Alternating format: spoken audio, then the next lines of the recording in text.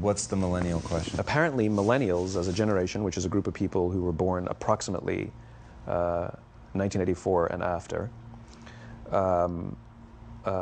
are tough to manage. And they're accused of being entitled and narcissistic and self-interested, unfocused, lazy. But entitled is the big one. And because they confound leadership so much, what's happening is leaders are asking the millennials, what do you want? And millennials are saying, we want to work in a place with purpose, love that. We want to make an impact, you know, whatever that means. We want free food and beanbags. And so somebody articulates some sort of purpose, there's lots of free food and there's beanbags, and yet for some reason, they're still not happy. And that's because they're missing, there's a missing piece. What I've learned is that I can break it down into 4 pieces, right? There are four things, 4 characteristics. One is parenting, the other one is technology, the third is impatience, and the fourth is environment. The generation that we call the millennials, too many of them grew up subject to, not my words, failed parenting strategies, you know? Where, for example, they were told that they were special all the time. They were told that they could have anything they want in life, just because they want it, right? They were told, some of them got into honors classes, not because they deserved it, but because their parents complained. And some of them got A's, not because they earned them, but because the teachers didn't want to deal with the parents. Some kids got participation medals. You got a medal for coming in last, right? Which the science we know is pretty clear, which is it devalues the medal and the reward for those who actually work hard. And it actually makes the person who comes in last feel embarrassed because they know they didn't deserve it, so it actually makes them feel worse, right? So you take this group of people, and they graduate school, and they get a job, and they're thrust into the real world, and in an instant, they find out they're not special, their moms can't get them a promotion, that you get nothing for coming in last, and by the way, you can't just have it because you want it, right? And in an instant, their entire self-image is shattered. And so you have an entire generation that's growing up with lower self-esteem than previous generations. The other problem, to compound it, is we're growing up in a Facebook, Instagram world. In other words, we're good at putting filters on things. We're good at showing people that life is amazing even though I'm depressed, right? And so everybody sounds tough, and everybody sounds like they got it all figured out. And the reality is there's very little toughness, and most people don't have it figured out. And so when the more senior people say, well, what should we do? They sound like, this is what you got to do. And they have no clue, right? So you have an entire generation growing up with lower self-esteem than previous generations, right? Through no fault of their own. Through no fault of their own, right? They were dealt a bad hand, right? Now let's add in technology. We know that engagement with social media and our cell phones releases a chemical called dopamine. That's why when you get a text, it feels good, right? So, you know, we've all had it where you're feeling a little bit down or feeling a bit lonely, and so you send out 10 texts to 10 friends, you know, hi, hi, hi, hi, hi, because it feels good when you get a response, right? Right? It's why we count the likes. It's why we go back 10 times to see if my Instagram is growing slower, did I do something wrong? Do they not like me anymore, right? The trauma for young kids to be unfriended, right? Because we know when you get it, you get a hit of dopamine, which feels good. It's why we like it. It's why we keep going back to it. Dopamine is the exact same chemical that makes us feel good when we smoke, when we drink, and when we gamble. In other words, it's highly, highly addictive, right? We have age restrictions on smoking, gambling, and alcohol, and we have no age restrictions on social media and cell phones, which is the equivalent of opening up the liquor cabinet and saying to our teenagers, hey, by the way, this adolescence thing, if it gets you down. But that's basically what's happening. That's basically what's happening, right? That's basically what happened. You have an entire generation that has access to an addictive, numbing chemical called dopamine through social media and cell phones as they're going through the high stress of adolescence. Why is this important? Almost every alcoholic discovered alcohol when they were teenagers. When we're very, very young, the only approval we need is the approval of our parents. And as we go through adolescence, we make this transition where we now need the approval of our peers. Very frustrating for our parents, very important for us. It allows us to acculturate outside of our immediate families into the broader tribe, right? It's a highly, highly stressful and anxious period of our lives, and we're supposed to learn to rely on our friends.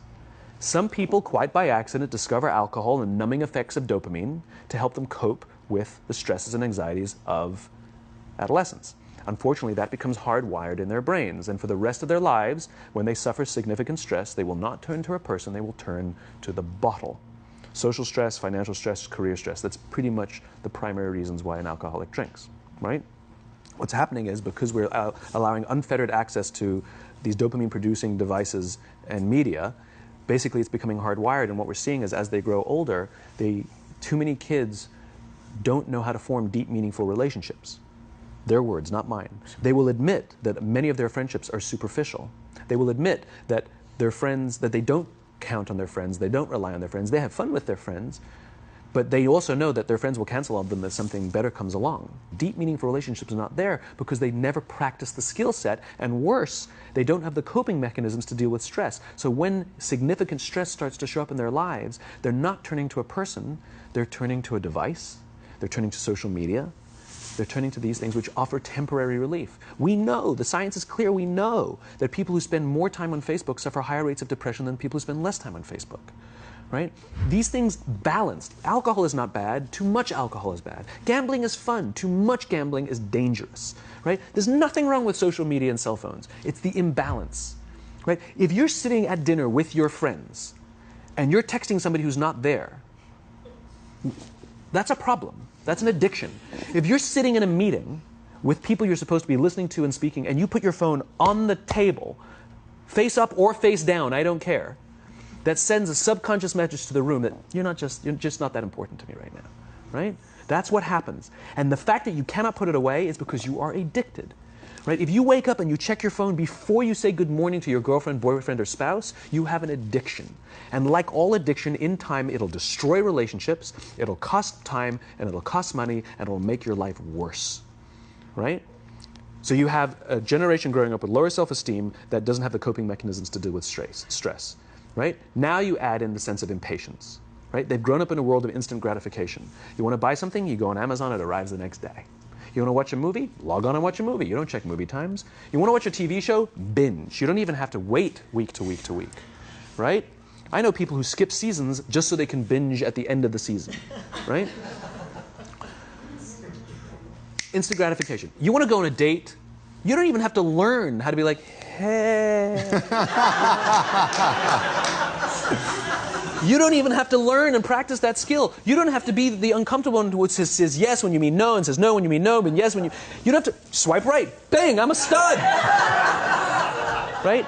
You don't have to learn the social coping mechanisms, right? Everything you want, you can have instantaneously. Everything you want, instant gratification. Except job satisfaction and strength of relationships, there ain't no app for that. They are slow, meandering, uncomfortable, messy processes. And so I keep meeting these wonderful, fantastic, idealistic, hardworking, smart kids. They've just graduated school. They're in their entry-level job. And I sit down with them and I go, how's it going? They go, I think I'm going to quit. I'm like, why? They're like, I'm not making an impact. I'm like, you've been here 8 months. You know? It's as if they're standing at the foot of a mountain and they have this abstract concept called impact that they want to have in the world, which is the summit. What they don't see is the mountain. I don't care if you go up the mountain quickly or slowly, but there's still a mountain. And so what this young generation needs to learn is patience. That some things that really, really matter, like love, or job fulfillment, joy, love of life, self-confidence, a skill set, any of these things, all of these things take time. Sometimes you can expedite pieces of it, but the overall journey is arduous and long and difficult. And if you don't ask for help and learn that skill set, you will fall off the mountain, or you will, the worst case scenario, and we're already seeing it, the worst case scenario is we're seeing an increase in suicide rates, we're seeing an increase in this generation, we're seeing an increase in accidental deaths due to drug overdoses, we're seeing more and more kids drop out of school or take leaves of absence due to depression, unheard of. These are all, this is really bad. The best case scenario, those are all bad cases, right? The best case scenario is you'll have an entire population growing up and going through life and just never really finding joy. They'll never really find deep fulfillment in work or in life. They'll just waft through life and it'll be just, it's fine. How's your job? It's fine. It's the same as yesterday. How's your relationship? It's fine. Like that's the best case scenario. Which leads me to the fourth point, which is environment. Which is we're taking this amazing group of young, fantastic kids who were just dealt a bad hand. It's no fault of their own. And we put them in corporate environments that care more about the numbers than they do about the kids.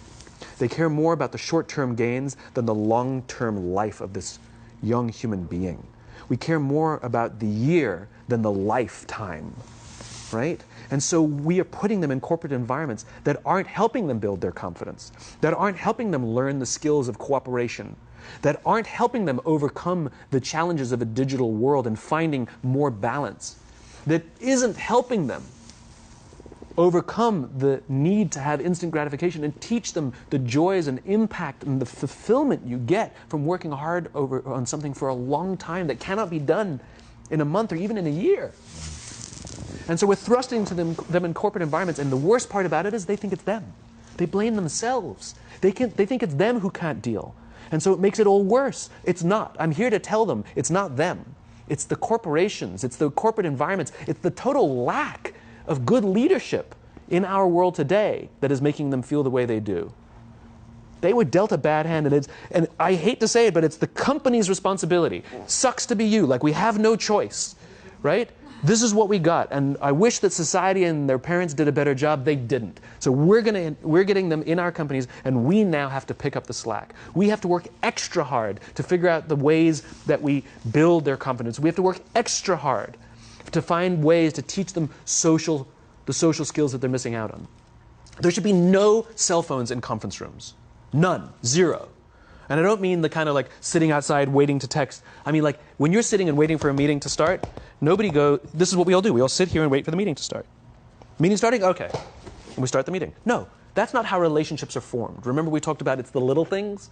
Relationships are formed this way. We're waiting for a meeting to start and we go, how's your dad? I heard he was in the hospital. Oh, he's really good. Thanks for asking. He's actually at home now. Oh, I'm really glad. That was really amazing. I know, it was really scary for a while. That's how you form relationships. Hey, did you ever get that report done? Oh my God, no, I didn't. I'll help you out.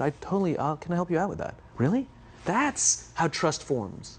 Trust doesn't form at an event in a day. Even bad times don't form trust immediately. It's the slow, steady consistency. And we have to create mechanisms where we allow for those little innocuous interactions to happen. But when we allow cell phones in conference rooms, we just, okay, have the meeting. And then my favorite is like when there's a cell phone there and you go like this, you go. It rings and you go. I'm not going to answer that. Like, Mr. Magnanimous, you know? When you're out for dinner with your friends, like, I do this with my friends. When we're going out for dinner and we're leaving together, we'll leave our cell phones at home. Who are we calling? Maybe one of us will bring a phone in case we need to call an Uber or take a picture of our meal. That goes without saying, come on. I'm an idealist, but I'm not insane. You know? At a heathen. I mean, it looked really good. We'll take one phone. And so it's like an alcoholic. The reason you take the alcohol out of the house is because we cannot trust our willpower. We're just not strong enough. But when you remove the temptation, it actually makes it a lot easier. And so when you just say, don't check your phone, people literally will go like this. And somebody will go to the bathroom, and what's the first thing we do? The phone. Because I wouldn't want to look around the restaurant for a minute and a half, you know? But if you don't have the phone, you just kind of enjoy the world. And that's where ideas happen.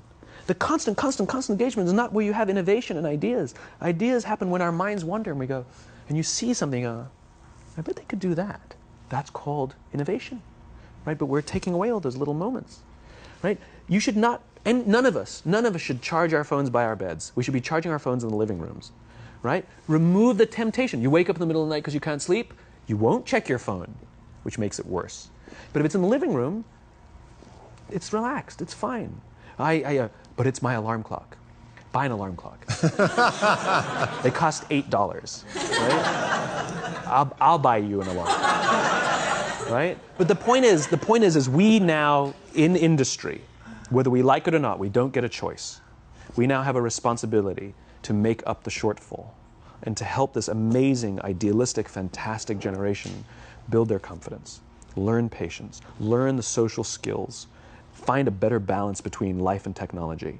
Because, quite frankly, it's the right thing to do.